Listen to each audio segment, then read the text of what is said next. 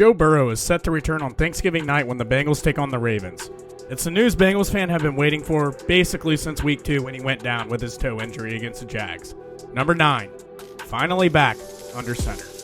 But here's the question everyone is asking, and I'm really asking. Is this actually a good thing? Look, I get it. Every fan, every player, every coach wants Joe Burrow out there. It feels right. It looks right. The offense just hits different when he's on the field.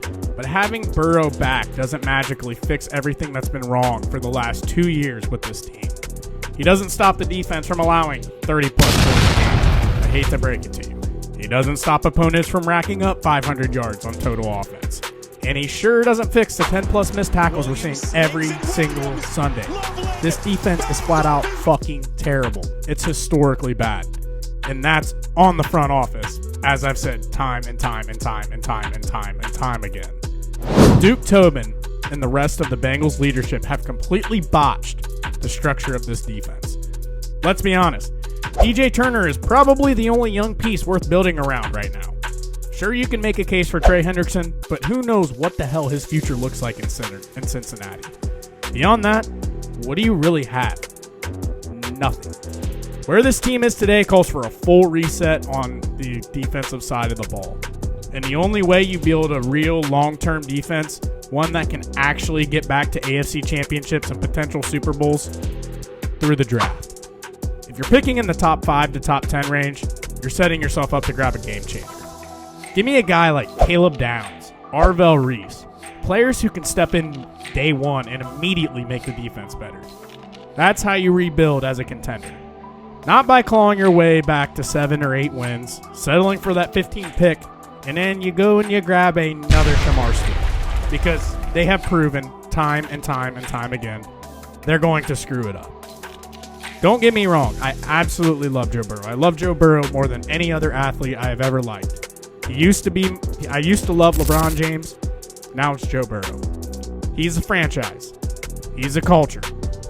But quarterback has not been the issue the last 3 or 4 games since Joe Flacco's been in town. Even Flacco has been better than expected. So from a production standpoint, you're really not going to be gaining a whole lot getting Burrow back. It's just better vibes knowing your leader is back out there. And no, before you start putting words in my mouth, I'm not sitting here saying Joe Burrow or Joe Flacco is better than Joe Burrow or can do the things that Joe Burrow can do. But here's what gets tricky. Bringing Burrow back puts 2 things at risk.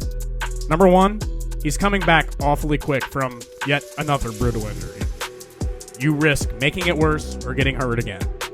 Number 2, if he does play well, you risk winning just enough meaningless games to push yourself right out of the top 10 draft slot and right back into that 12 to 18 range where, like I said, the Bengals front office has proven time and time again they're going to screw it up. So yeah, bringing Joe Burrow back is awesome. We as fans, we deserve it. The locker room desperately needs it. And seeing number 9 back on the field just feels right.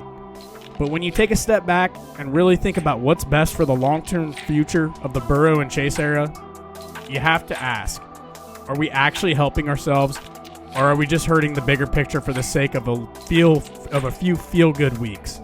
Because if the Bengals really want to compete again, not just be relevant and sit at 9 wins, but compete, it's going to take more than just Burrow magic again. It's going to take a total rebuild on that defensive side of the ball. And that opportunity to do might be slipping away with every meaningless win that we have the rest of the way out. Let me know what you think. Should Joe Burrow play the rest of this season, or should the Bengals shut him down and focus on the future and fixing this defense? Drop your thoughts in the comments. Hit that like button and subscribe for more Bengals breakdowns.